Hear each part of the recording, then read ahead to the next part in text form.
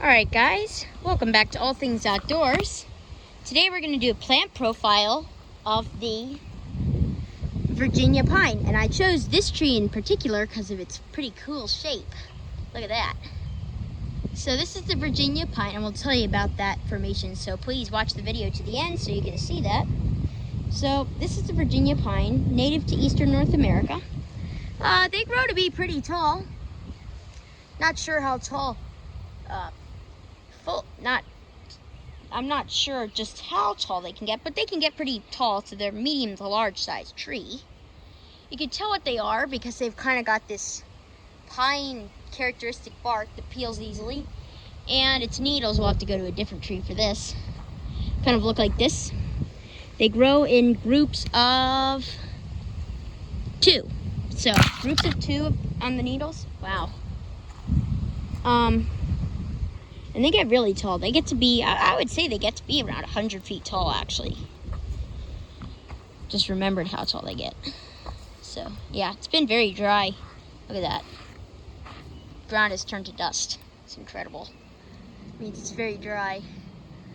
And they make these pine cones that are spiky and kind of look like, well, I don't see any on the ground, so sorry, can't really show you that. If there aren't any pine cones to show. A little bit of oak pollens.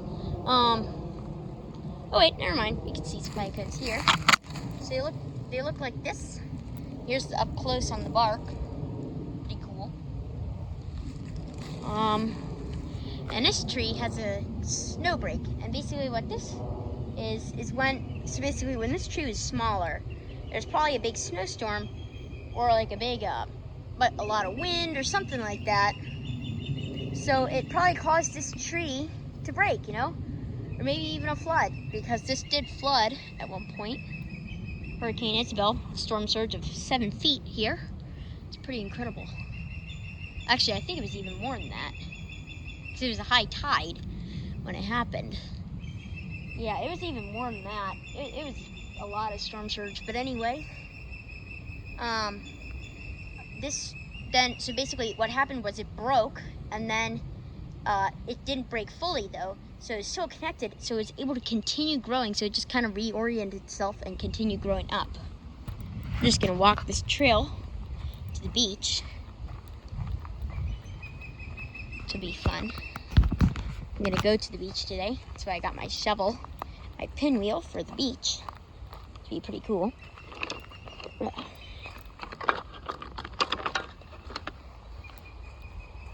Oh, look at this. Dutch white clover. Those are pretty. Now look at that. Giant southern red oak tree. And another really big white oak tree. Continue this way through the trail. Wonderful day. Oh, that's a redbud tree. These are also native, and they make these pretty purple flowers. I'm sure a lot of you guys actually have these planted. But there's 2 kinds. There's the Japanese kind, and then there's the American kind. So if you want a native one, make sure you plant the American kind. Beautiful trail. Oh, look at all that clay. It's been very dry. So there's no rain in the forecast, which means very dry. Actually, I think there's a little bit of rain, but not much at all. And it's only like a 30% chance, I believe, on Tuesday. Or no, on Wednesday. We're gonna go this way, so it takes us to the beach.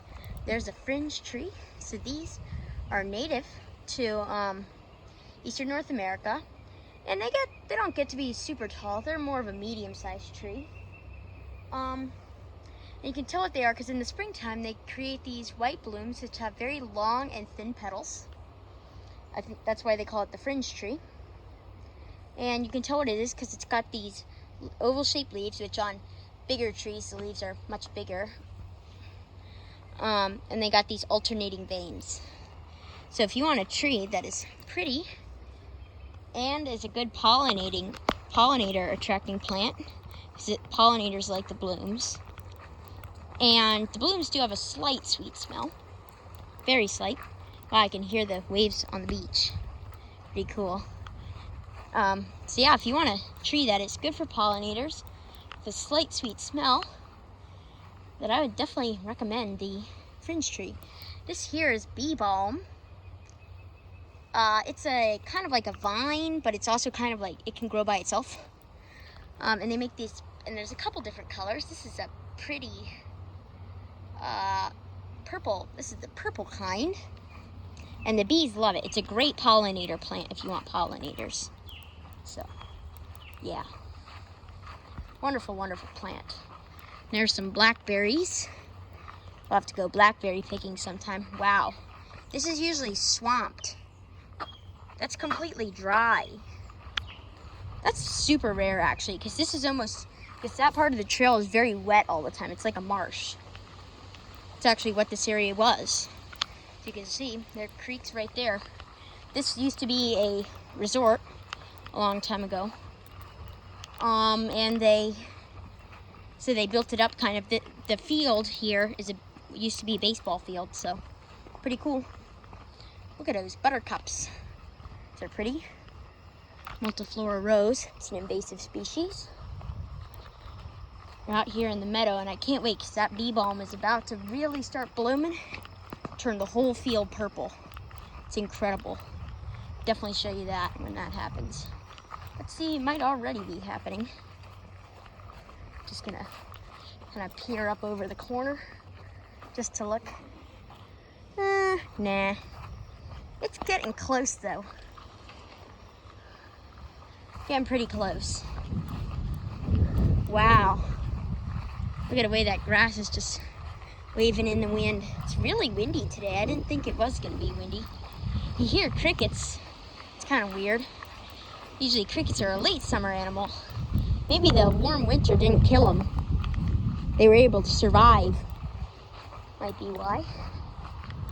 Oh, the field is starting to turn purple with all the B-Balm. Look at that. Aren't those flowers just gorgeous?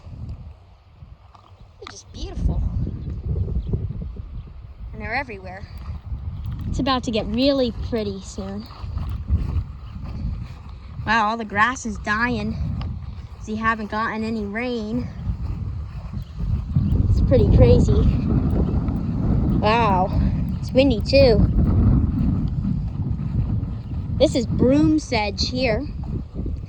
I don't know where this stuff comes from, but it usually means that and it really likes to grow in exhausted fields that have more of a poor soil that has been exhausted by cultivation of the field. But there isn't much of it, which means there's very little broomsedge, which means that the field is healthy. It's a very healthy meadow, which is a good thing. Got these nice sedge grass. Now this is Chinese clover. And look at all this little blue stems. That's blue fescue. Usually it grows in clumps. I don't know why this stuff isn't growing in clumps. It's kind of weird. This is Chinese clover. It's an invasive species from China. We got these Redbud pears growing here. And some nice, pretty Kentucky bluegrass.